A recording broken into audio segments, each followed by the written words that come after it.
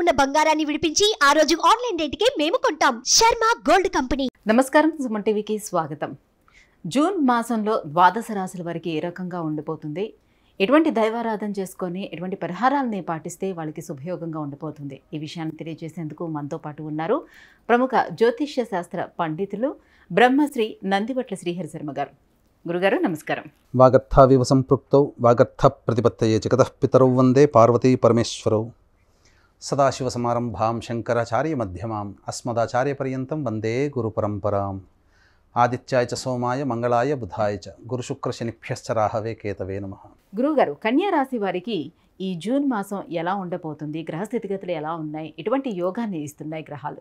June నెలలో కన్యా రాశి వారికి సంబంధించినటువంటి వివరాలు తెలుసుకునే ముందు ఆ యొక్క గ్రహ సంచారాన్ని కనుక మనం చూసుకున్నట్లయితే రాశిలోనే కేతువు, సప్తమంలో రాహువు, షష్టమందు శని, అలాగే అష్టమందు కుజుడు, భాగ్యస్థానంలో రవి, గురు, బుధ, శుక్ర, చంద్ర సంచారము 1వ తారీఖు నుంచి 14వ తారీఖు, తర్వాత 15వ తారీఖు నుంచి 30వ తారీఖు వరకు కూడా శుక్ర, రవి, బుధులు దశమ స్థానంలో సంచారం చేయడం. ఈ యొక్క సంచార ఫలితాలను కనుక చూసుకున్నట్లయితే కన్యా రాశి వారికి ఈ యొక్క జూన్ నెల మాసం అంతా కూడాను శుభ ఫలితాలు అధికంగా కనబడుతున్నాయి. ముఖ్యంగా రుణములు ఏవైతే ఉన్నాయో ఆ రుణాలన్నీ కూడాను తీర్చుకునే అవకాశాలు, మార్గాలు మీకు గోచరిస్తాయి. తద్వారా అందివచ్చినటువంటి అవకాశాన్ని అందిపుచ్చుకొని రుణాలు తీర్చుకునే మార్గాల్లో మీరు సఫలీకృతులు అవుతారని చెప్పవచ్చు. ముఖ్యంగా ఈ యొక్క కన్యా రాశి వారికి ఈ యొక్క జూన్ నెలలో ఎప్పుడు కూడా కన్ఫ్యూజన్ మైండ్ అనేటువంటిది ఉంటుంది.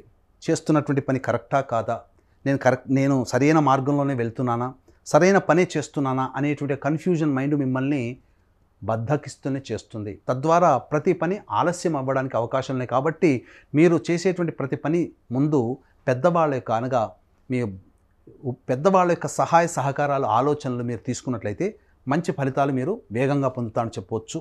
అయితే ప్రధానంగా షష్టమ శని, అష్టమ కుజ సంచార ప్రభావం ఈ జూన్ నెలలో కొంత ఆరోగ్యం పట్ల శ్రద్ధ వహించాల్సినటువంటి పరిస్థితి ఎక్కువగా గోచరమవుతుంది. ముఖ్యంగా గమనించుకున్నట్లయితే ఈ యొక్క 26, 27వ తారీఖు, అలాగే 3వ తారీఖు, 4వ తారీఖు, 12వ తారీఖు, 13, 14 తారీఖులు, ఈ యొక్క 7 రోజులలో, ఈ నెలలో ఈ 7 రోజుల పాటు మీకు మానసికమైనటువంటి ఆందోళన అధికంగా ఉంటుంది.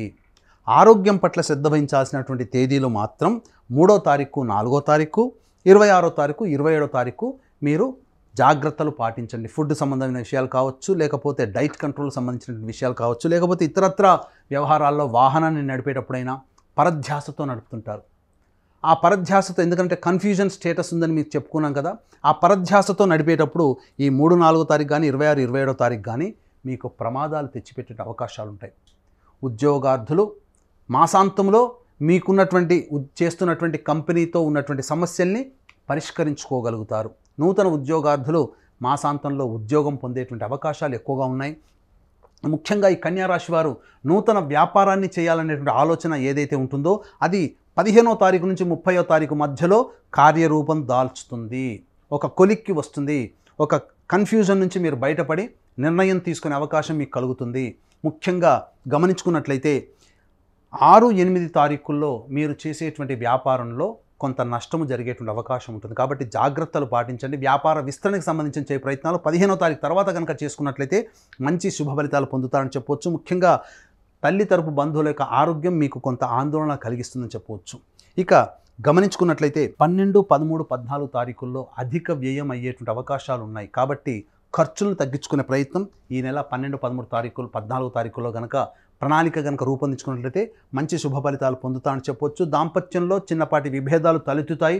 అయినప్పటికీ కూడాను ముఖ్యంగా మీరు సమస్యల్ని పరిష్కరించుకునే ఈజీగా మీకు సాల్వ్ అయిపోతాయి.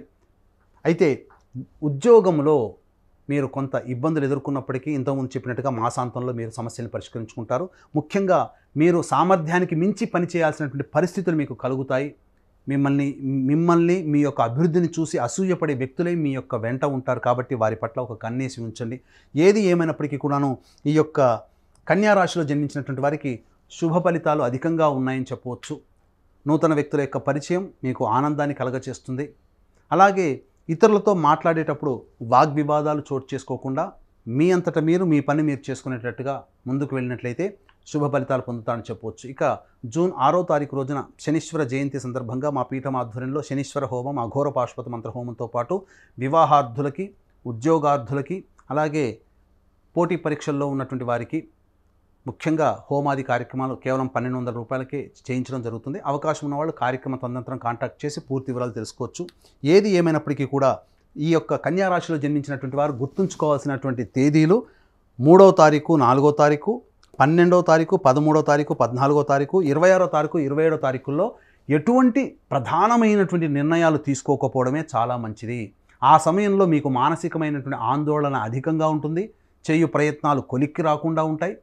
తద్వారా మీరు తీసుకునే నిర్ణయాలు మీ యొక్క భవిష్యత్తుని కింద పడేసే విధంగా ఉంటాయి. కాబట్టి జాగ్రత్తలు పాటించండి. ఈ యొక్క 7 రోజులు మీరు దైవ ఆరాధనతో, మానసికంగా శక్తితో మీరు కనుక ముందుకు వెళ్ళినట్లయితే ఈ నెలంతా కూడా కన్యా రాశి వారు ఆనందంగా జీవిస్తారని చెప్పవచ్చు. గురుగారు, కన్యా రాశి వారు మరి ఎటువంటి పరిహారాలను పాటించుకోవాలంటారు? ముఖ్యంగా ఈ యొక్క జూన్ నెలలో కన్యా రాశి వారు వచ్చేటువంటి ఇబ్బందులు ప్రతి మనిషికి వస్తాయి.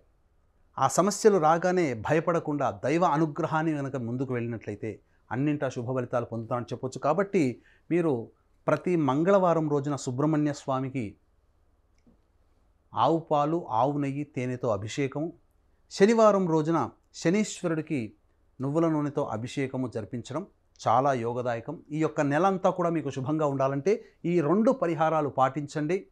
అలాగే రావి చెట్టు దగ్గర మీరు బియ్యపు పిండి, గోధుమ పిండి, చక్కెర పిండి, ఈ 3 మిశ్రమం కలిపినటువంటి పిండి పదార్థాన్ని, లేదా వీలు కాకపోతే చక్కెరనైనా కానీ రావి చెట్టు మొదట్లో కనుక చీమలకు, నల్ల చీమలకు పెట్టే ప్రయత్నం చేయండి. తత్ఫలితంగా మీరు వచ్చేటువంటి సమస్యల్ని మీకు తెలియకుండానే చిన్నగా పరిష్కారం అయిపోతాయి చూడండి. అప్పుడు అనుభవిస్తారు.